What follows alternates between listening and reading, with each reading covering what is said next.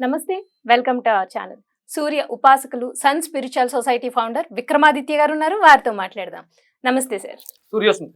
Sir, గత 2 రోజులుగా చూస్తుంటే నగరం అంతా చాలా హడావిడి హడావిడి. ఏంటంటే రాబోతుంది న్యూ ఇయర్ అని చెప్పి అసలు కొత్త కొత్త స్టాల్స్, లేకపోతే కమ్యూనిటీలో కూడా చాలా పెద్ద హడావిడి స్టాల్స్ పెట్టుకోవాలి అది ఇది అని. అసలు first of all new year అనేది మన పండుగ కాదు కదా సార్. అది అందరికీ తెలిసింది.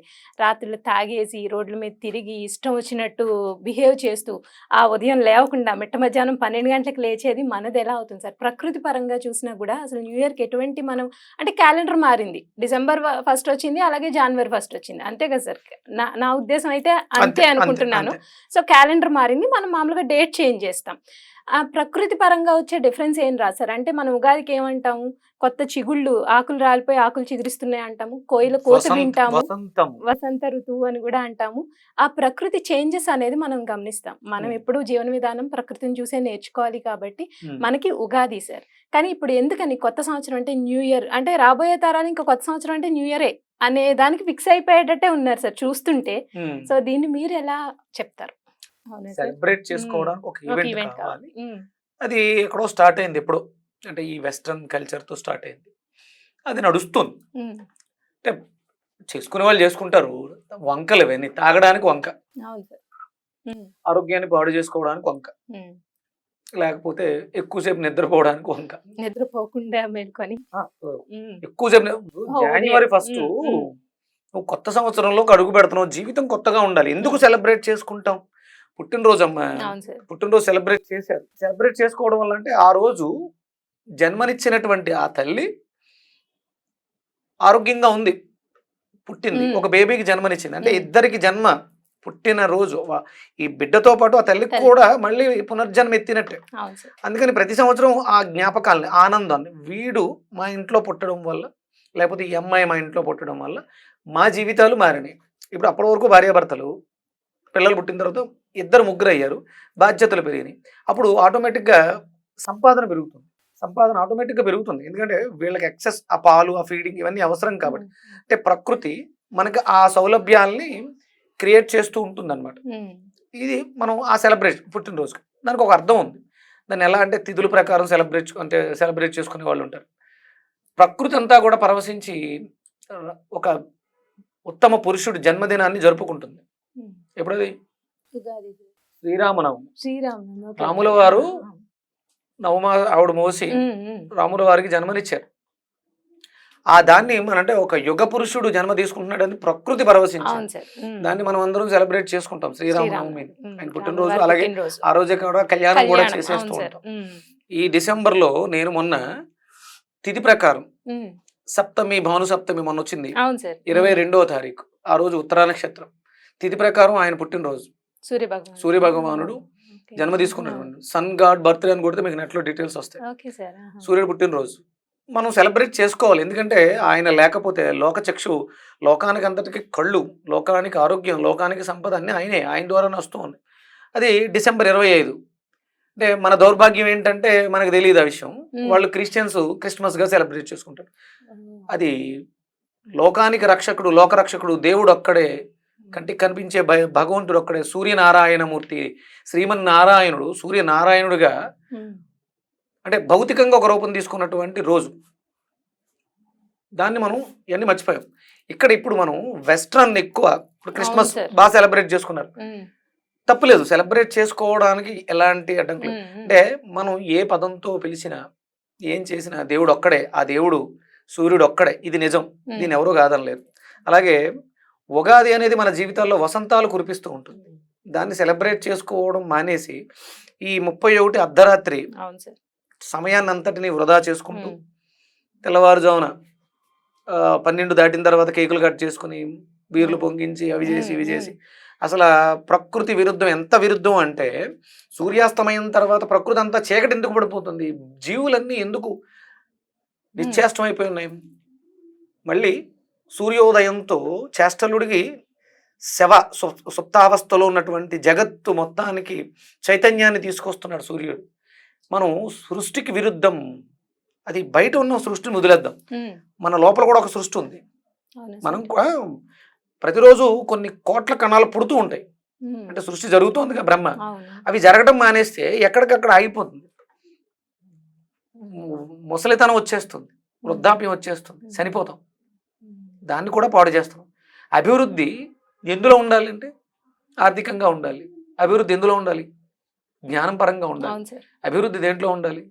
నిన్ను చూసి 10 మంది గర్వపడే విధంగా ఉండాలి. Yes. అది Right. కనీసం సొసైటీకి వద్దు, 10 మందికి వద్దు, నిన్ను చూసి నువ్వు గర్వపడే విధంగా ఉండాలి నీ అవును సార్. అభ్యున్నతి. అవును. అర్ధరాత్రి 11 గంటల దాకా, 12 గంటల దాకా, 1 గంట దాకా తెల్లార్లు తాగేసి కొత్త సంవత్సరంలో అడుగు పెడతాం. అసలు ఈ సంవత్సరం చాలా దారుణంగా ఉంది పరిస్థితులు. క్రోధినామ సంవత్సరం ఇంకా అంటే మనకి అయిపోలా. క్రోధినామ సంవత్సరం ఇంకా మార్చి వరకు ఉంది. నువ్వు కొత్తగా ఏమీ మారవు. ఇప్పుడు చిన్న చిన్న ఇష్యూస్కే పెద్ద పెద్ద ప్రాబ్లమ్స్ వస్తున్నాయి. ఒక చిన్న ఇష్యూ, ఇష్యూలు చిన్నవే, పెద్ద పెద్ద. రామ్ చరణ్ గారు మాల వేసుకుని దర్గాకి వెళ్ళడం ఇష్యూ అయింది. చిన్న చిన్నవే, అక్కర్లేనివి. మనం అన్నెసరీ వర్డ్స్ వాడడం, మాట్లాడడం చూస్తూనే ఉన్నాం న్యూస్లో. పాపం రేవతి గారి మరణం దౌర్భాగ్యమే. కొడుకు కోరిక తీర్చడం కోసం ఆవిడ తీసుకుని వెళ్ళి పాపం అసూలు బాల్సింది. కాలగర్భంలో కాలం తీసుకెళ్లిపోయింది. అది ఇష్యూ అవుతుంది. ఇంకా కొలిక్కి రాలేదు పాపం. ఆ బిడ్డ ఆయన తేజ కుర్రడు, వాళ్ళ అబ్బాయి ఇంకా హాస్పిటల్లోనే ఉన్నాడు. December 31 సెలబ్రేట్లు చేస్తే అబ్బాయి మారిపోతాడా? ఉగాదికి మారొచ్చాం. ఎందుకని చెప్తున్నానంటే జాతకాల్లో ప్రకృతిలో మార్పులు వస్తాయి. అది ఆ అబ్బాయికి మంచి జరగాలని కోరుకుందాం అందరూ. తేరుకున్నాడు, గుర్తుపడుతున్నాడు అని చెప్పేసి అని అన్నారు. ఇలాంటి మార్పులు అన్నీ రావాలి. అందుకని మన సమయాన్ని వ్యర్థంగా తాగడం కోసం, తినడం కోసం, దౌర్భాగ్యం అమ్మ, చాలా దౌర్భాగ్యం. ఏంటంటే కేవలం తాగడం తినడం కోసం మాత్రమే 31st సెలబ్రేషన్స్ జరుగుతున్నాయి అంతే. అంతకు మించి ఇంకేమీ కాదు. ఏం సాధిస్తున్నాం? ఆనందం వస్తుంది, మంచిదే. ఆనందం అవసరం, శాశ్వత ఆనందం కాదు కదా. అందుకని 31st ఓకే, క్యాలెండర్ మారుతుంది, మంచిది. సంఖ్యాశాస్త్ర పరంగా దానికి ఒక ప్రాముఖ్యత ఉంది. ఇది 2024లోంచి మనం 2025లోకి ఎంత టోటల్ ఎంత వచ్చింది? 2024 2024 అంటే టోటల్ 8. అంటే సాటర్న్ కర్మ, మనం ఏదైనా దుష్కర్మ చేస్తుంటే దాని ఫలితాన్ని ఈ సంవత్సరం చూపించేసింది. కర్మకారకుడు శని, అందుకని చూపించేశారు. అందులో మనకి 2, 2, 4 2 రాహు సంఖ్య, 2 రెళ్ళు అంటే రాహు మాయ ఎక్కువ ఉంటుంది. ఏదైతే లేదో దాని మీద అతిగా వ్యామోహాన్ని పెంచుకున్నాం. 4 కేతువు అంటే రాహుకేతువుల మధ్య కాలం నడిచింది ఇప్పటి వరకు. అంటే రాహుకేతువుల మధ్య గ్రహాలు పడిపోతే కాలసర్ప దోషం కింద తీసుకుంటాం. కాలం సర్పమై కాటేస్తుంది, చూసాం. శని కర్మకారకుడు, మనం చేసిన ప్రతి పనికి ప్రతిఫలాన్ని ఇచ్చుకుంటూ వెళ్ళిపోయాడు. ఇప్పుడు ఓకే, సంఖ్యాశాస్త్ర పరంగా 2025లోకి అడుగు పెడుతున్నాం. మళ్ళీ ఇక్కడ రాహు ఉన్నాడు అంటే మాయ అనేది మనకి ఇక తప్పదు. ఎప్పటి వరకు ఈ 2 సంఖ్య 2 వెళ్ళిపోవాలి, 2 వెళ్ళిపోయి 3 రావాలి. అంటే 3001 వస్తే ఇప్పుడు ఈ మాయలోంచి పడపడతాం. ఫుడ్ హ్యాబిట్స్ మాయలోనే ఉంటాం. అంటే ఎన్ని సంవత్సరాలు? ఇది 2024 అమ్మా. అంటే సుమారు 95 కాదు, 2025 ఇప్పుడు వచ్చేది 2025 అంటే 75 సంవత్సరాలు అయితే 100 అవుతుంది. 975 సంవత్సరాలు అంటే 1000 సంవత్సరాలు సుమారు వేసుకోండి. ఈ మాయ అంటే రాహు యొక్క ఆధిపత్యం మన మీద ఉంటుంది. 1999 తర్వాత నుంచి కాలగమనంలో వచ్చిన మార్పులు గమనించండి. మాయ జరుగుతూ వచ్చింది. అంటే ఇంటెలిజెన్స్ డెవలప్ అయింది, సైన్స్. రాహు దానికి అధిపతి. ఇది జరుగుతుంది, ఇది ఇంకా ఇలా పెరుగుతూనే ఉంటుంది. కానీ మధ్యలో అంటే రాహు ఏమి చెడ్డవాడు కాదు, రాహు చాలా మంచివాడు. డెవలప్మెంట్, టెక్నాలజీ డెవలప్మెంట్ అద్భుతంగా తీసుకొచ్చేస్తాడు. మీరు 2000 సంవత్సరాల నుంచి అభివృద్ధి మనలో స్టార్ట్ అయింది. ఇప్పుడు జరిగేది కూడా కుంభయోగం. కుంభరాశికి అధిపతి రాహువే. ఇవన్నీ మన మీద ప్రభావాలు చూపిస్తూ ఉంటాయి. చాలా జాగ్రత్తగా ఉండండి, ఇంకా అయిపోలేదు క్రోధినామ సంవత్సరం.